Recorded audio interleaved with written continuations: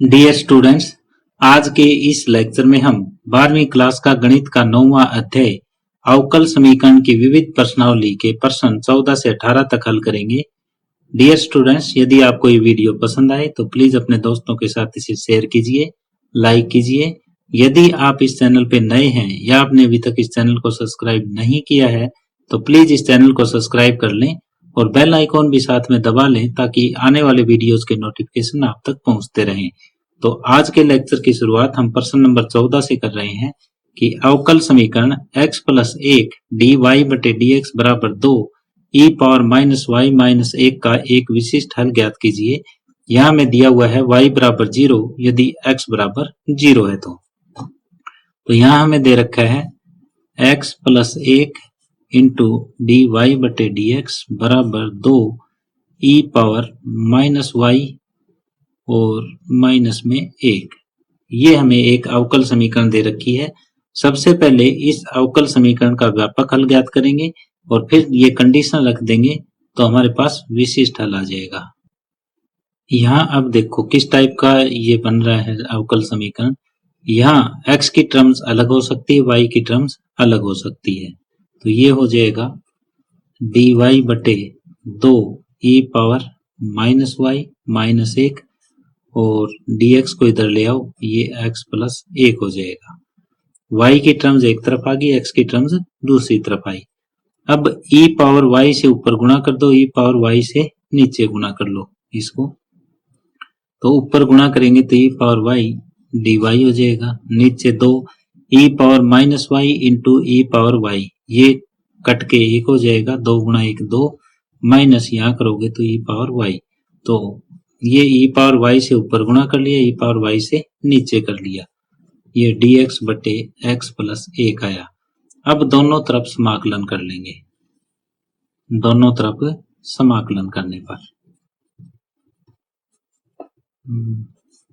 दोनों तरफ जब हम समाकलन करेंगे तो ये लेफ्ट हैंड साइड ये हो जाएगी कि e पावर y बटे 2 माइनस e पावर y और ये होगा dy बराबर समाकलन dx बटे x प्लस 1। अब नीचे का अवकलज यदि हम ऊपर देखते हैं तो माइनस का फर्क है, तो माइनस आप बाहर कॉमन ले लो, माइनस अंदर ले लो तो माइनस माइनस प्लस, इस पे कोई फर्क नहीं पड़ेगा।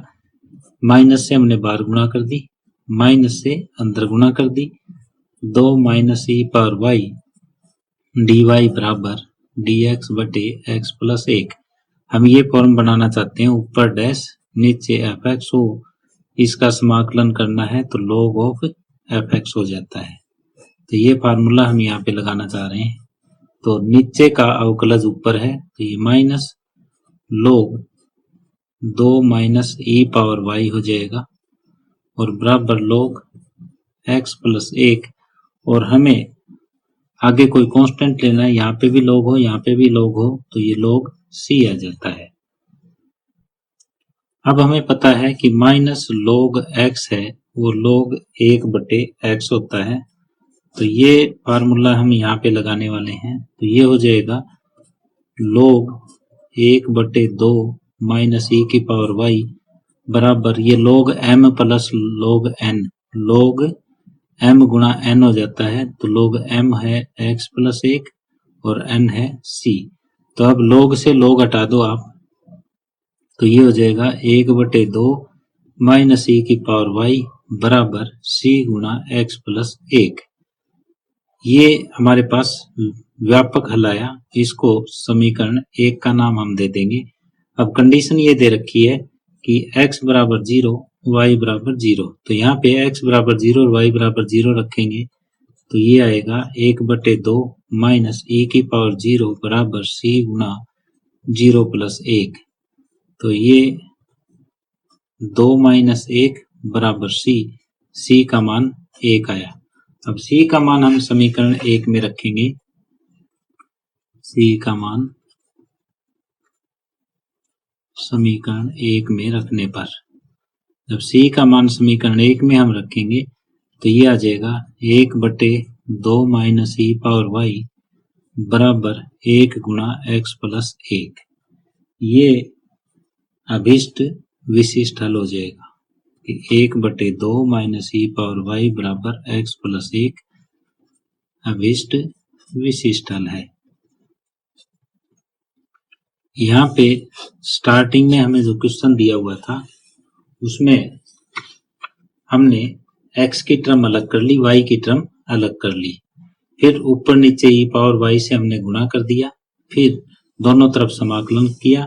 दोनों तरफ समाकलन जब हम करेंगे तो यहाँ नीचे का अवकलज ऊपर बनाना है तो माइनस से गुणा बाहर, माइनस से अंदर कर दी। फिर ये फार्मूला लगा दिया कि नीचे का अवकलज यदि ऊपर हो तो नीचे वाले का log हो जाता है, और यहाँ कांस्टेंट log c हमने रख लिया। ये माइनस log x बराबर log 1/x होता है, ये फार्मूला लगा दिया। इधर log m प्लस n का लगा दिया, log से log हट जाएगा। 1/2 e पावर y बराबर c इंटू एक्स प्लस 1, ये व्यापक हल आया। व्यापक हल में ये कंडीशन हम x is equal to 0 y is equal to 0 रखेंगे तो c का मान आ जाएगा। c का मान वापिस समीकरण 1 में रखा तो अभिष्ट विशिष्ट हल आया। ये आप बुक के साथ इसका उत्तर मिलाना चाहते हो तो थोड़ा सा आगे और बढ़ सकते हैं, आपका क्वेश्चन यहाँ तक भी ठीक है। तो इसको पलट दो आप, 2 माइनस ई पावर वाई बराबर 1/x प्लस 1 हो जाएगा, और ई पावर वाई हम यहाँ से देखें तो ये 1/x प्लस 1 माइनस 2 ये हो जाएगा, और यहाँ लघुत्तम x plus 1 1 minus 2x minus 2 तो ये हो जाएगा माइनस 1 माइनस 2x बटे x प्लस 1, और माइनस कॉमन ले लो 1 प्लस 2x बटे x प्लस 1। अब माइनस से माइनस कट हो जाएगा, e पावर y बराबर 1 प्लस 2x बटे x प्लस 1 ये आ जाएगा। अब हमें e हटाना है तो y के बराबर इधर log हो जाएगा 1 प्लस 2x बटे x प्लस 1। तो यहाँ x माइनस 1 के बराबर नहीं है, अभिष्ट विशिष्ट हल है। यहाँ तक छोड़ दोगे तो भी ठीक है, आगे तक कर दोगे तो भी ठीक है। तो इस तरह से प्रश्न नंबर 14 कंप्लीट हुआ। प्रश्न नंबर 15 है, किसी गांव की जनसंख्या की वृद्धि की दर किसी भी समय उस गांव के निवासियों की संख्या के समानुपाती है। वृद्धि की दर निवासियों की संख्या के समानुपाती है। यदि सन 1999 में गांव की जनसंख्या 20,000 थी, सन 2004 में 25,000 थी, तो ज्ञात कीजिए कि सन 2009 में गांव की जनसंख्या कितनी होगी। तो यहाँ पे हम मान लेते हैं भी किसी भी समय t में उस गांव की जनसंख्या y थी। माना किसी समय t में उस गांव की जनसंख्या y, ये हमने मान ली। अब ये कहता है कि उस गांव की जो जनसंख्या की वृद्धि दर है, यानी वृद्धि दर dy/dt टाइम के हिसाब से चेंजिंग, वो किस हिसाब से उस गांव की जनसंख्या के समानुपाती है। तो समानुपाती का निशान और गांव की जनसंख्या मैंने y मान रखी है। वृद्धि दर y के समानुपाती है तो ये dy बटे अगर dt हमें ज्ञात करना है, बराबर आप लिखोगे तो किसी कांस्टेंट से आप मल्टीप्लाई कर दो, ये ky हो जाएगा। अब आपको क्या करना है कि y की टर्म एक तरफ कर लेनी है, t की एक तरफ कर लेनी है, तो ये dy बटे y हो जाएगा बराबर k गुणा dt। अब दोनों तरफ समाकलन कर दो,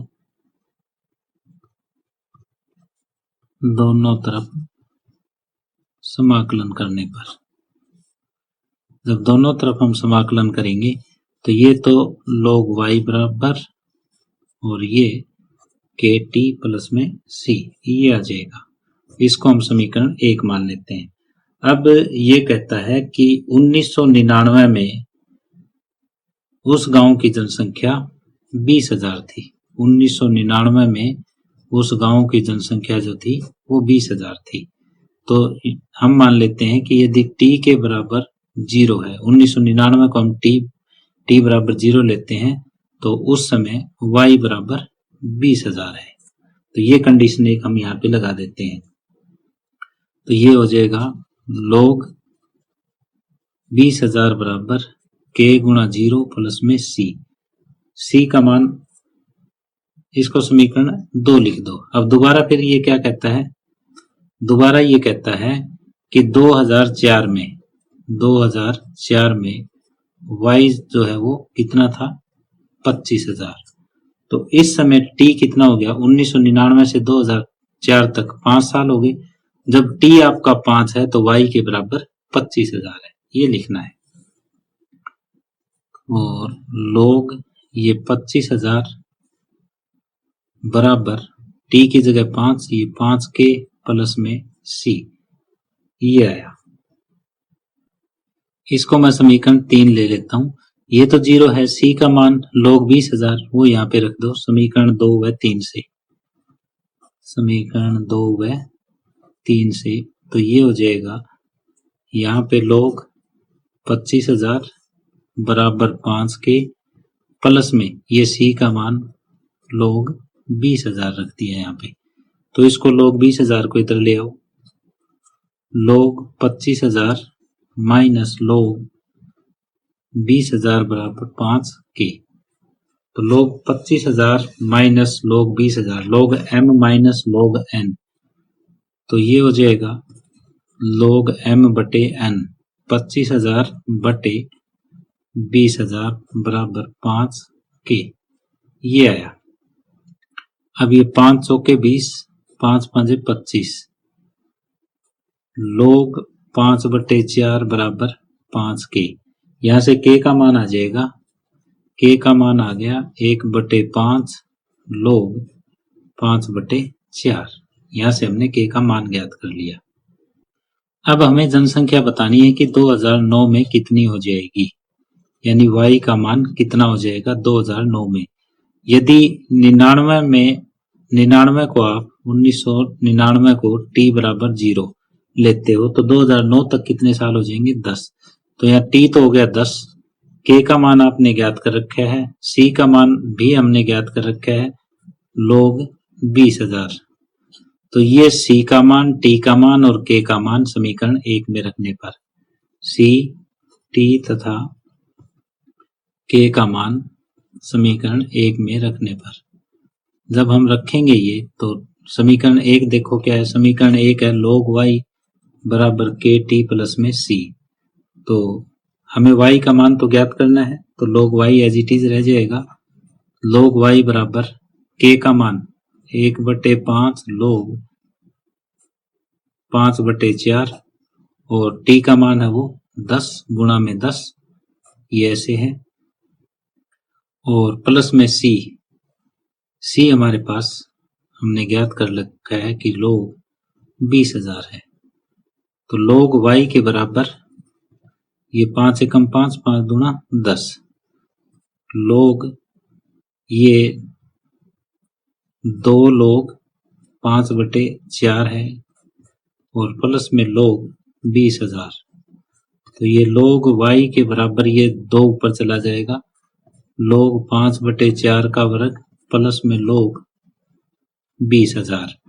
अब 5 बटे 4 का वर्ग हम खोल लेंगे तो 25 बटे 16, log y बराबर log 25 बटे 16 प्लस में log 20,000। log m plus log n, log m बटे n हो जाएगा, log y बराबर log ये 25 बटे 16 गुणा में 20,000, ये काट दो, 16 एकम 16, 16 दूनी 32, 16 5 80, ये हो जाएगा। अब 25 की और 1250 की हम गुणा कर देंगे तो ये हो जाएगा 31,250, यानी log y के बराबर log 31,250। log से log हट जाएगा, y का मान हो जाएगा 31,250।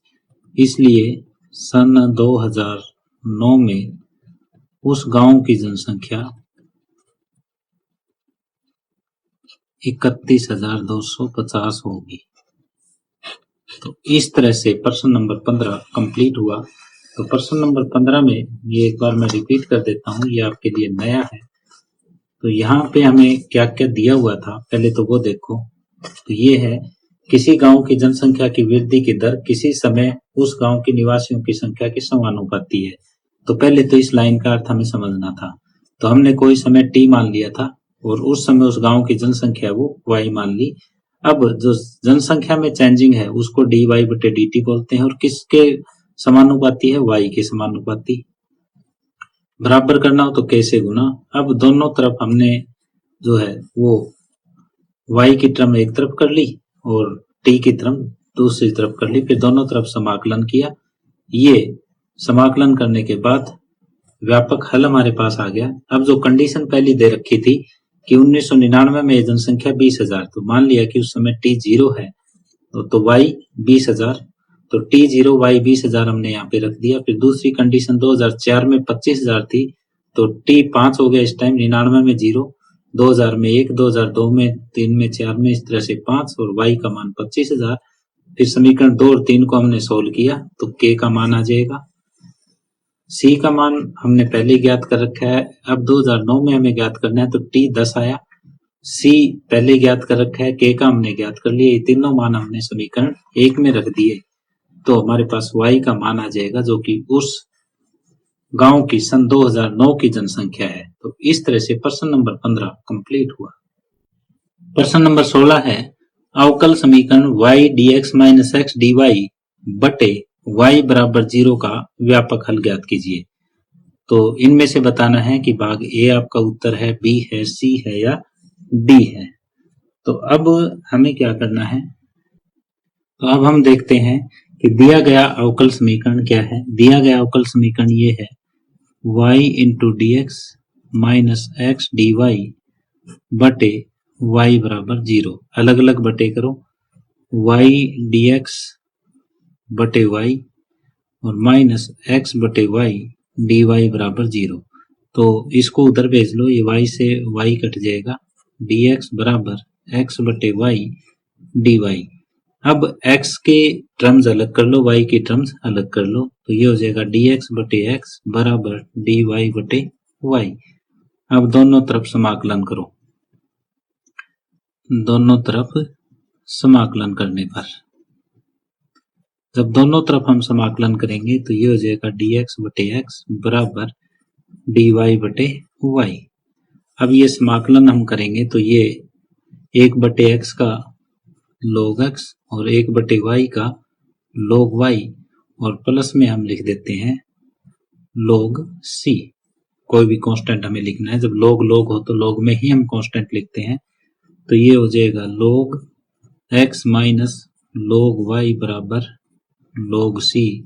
log x minus log y तो log x बटे y हो जाएगा और ये log c, log से log हट जाएगा, x बटे y बराबर c। इसका मतलब x बराबर cy। तो x के बराबर cy कहाँ है ये देखो। जब हम ये देखते हैं न तो भाग a, न b, न c, न d, इनमें से कौन सा ही भाग नहीं है, तो इसको आगे बढ़ाना पड़ेगा।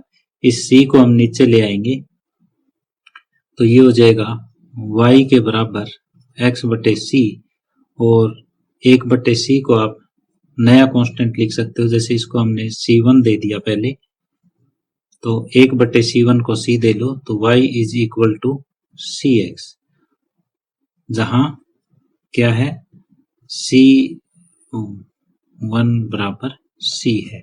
तो ये हमारे पास उत्तर है, ये c, अतः विकल्प c सही है।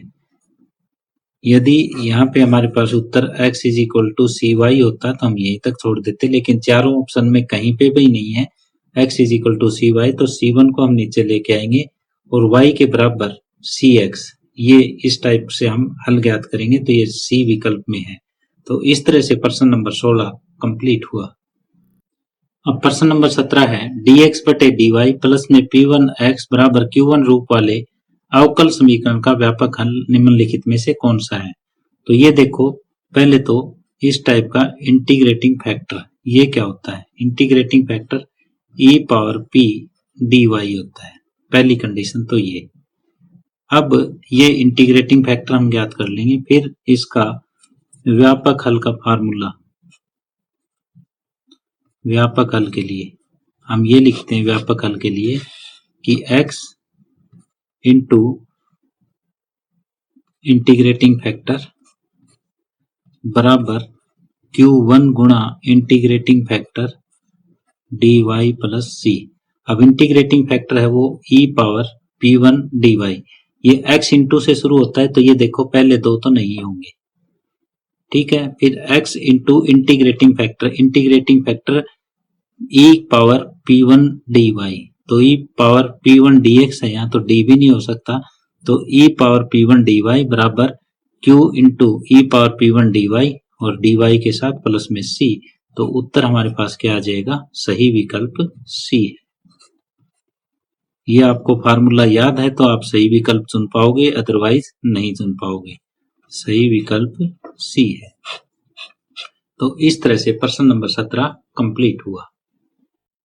प्रश्न नंबर 18 है अवकल समीकरण e power x dy plus y into e power x plus 2x dx का व्यापक हल ज्ञात कीजिए। तो यहाँ पे एक अवकल समीकरण हमें दे रखी है और ये बताना है कि जो 4 ऑप्शन दे रखे हैं इनमें से कौन सा ऑप्शन इस अवकल समीकरण का व्यापक हल है। तो पहले व्यापक हल हमें ज्ञात करना पड़ेगा, फिर हम पहचान पाएंगे कि कौन सा है। तो ये हमें अवकल समीकरण दे रखी है e power x dy plus में y into e power x plus में 2x इंटू dx बराबर 0। तो पहले e power x into d y इसको उधर ले चलो, ये हो जाएगा minus y into e power x plus में 2x इंटू डी एक्स। अब हमें dy बटे dx का मान ज्ञात करना है, तो ये हो जाएगा माइनस y ई पावर x, ये बटे में जाएगा e पावर x और ये माइनस की प्लस के साथ गुणा करोगे तो फिर माइनस हो जाएगा 2x बटे e पावर x, ये हो जाएगा। अब ये e पावर x से e पावर x इसको इधर ले आओ, dy बटे dx प्लस में y बराबर minus 2x into e power minus x। ये हमारी रेखिक अवकल समीकरण बनी। तो ये इसको समीकरण 1 मान लेंगे, रेखिक अवकल समीकरण, और इसकी तुलना dy बटे dx प्लस py बराबर q से करेंगे। इसकी तुलना dy बटे dx प्लस में py बराबर q से करने पर जब हम ये करेंगे तो उस समय p के बराबर 1 आ जाएगा, क्योंकि y के साथ जो कुछ होता है वो p होता है, और ये q के साथ minus 2x into e power minus x, ये आया। अब समाकलन गुणक हमें ज्ञात करना होता है। समाकलन गुणक यानी कि इंटीग्रेटिंग फैक्टर, ये होता है e पावर p dx। तो e पावर p का मान 1 dx, तो ये हो जाएगा e पावर x। अब व्यापक हल के लिए व्यापक हल ये होता है y गुणा integrating factor is equal to q गुणा इंटीग्रेटिंग फैक्टर dx और प्लस में c। अब इंटीग्रेटिंग फैक्टर का मान हमारे पास है, p का मान है, दोनों के दोनों यहाँ रख देंगे, q का भी है, तो y गुणा integrating factor is equal to q का मान देखो minus 2x e power minus x, और ये इंटीग्रेटिंग फैक्टर का मान e power x dx plus में c। तो ये माइनस का ये प्लस का ये आपस में कैंसिल हो जाएंगे। y into e power x बराबर माइनस 2 कॉमन, x का समाकलन x square by 2 plus c, तो ये इससे कैंसिल, इस x स्क्वायर को इधर ले आओ तो प्लस का हो जाएगा y गुणा e power x plus x square बटे बराबर c। ये व्यापक हल आया, और ये कहाँ है, कौन से ऑप्शन में है, y into e power x plus x square बराबर c, ये विकल्प c में है, तो विकल्प c सही है। तो इस तरह से प्रश्न नंबर 18 कंप्लीट हुआ। डियर स्टूडेंट्स, इसी के साथ ही आज का ये लेक्चर हम यहीं समाप्त कर रहे हैं। यदि आपको ये वीडियो पसंद आई हो तो प्लीज अपने दोस्तों के साथ इसे शेयर कीजिए, लाइक कीजिए। यदि आप इस चैनल पे नए हैं या आपने अभी तक इस चैनल को सब्सक्राइब नहीं किया है तो प्लीज इस चैनल को सब्सक्राइब कर लें और बेल आइकॉन भी साथ में दबा लें ताकि आने वाले वीडियोस के नोटिफिकेशन आप तक पहुंचते रहें। धन्यवाद।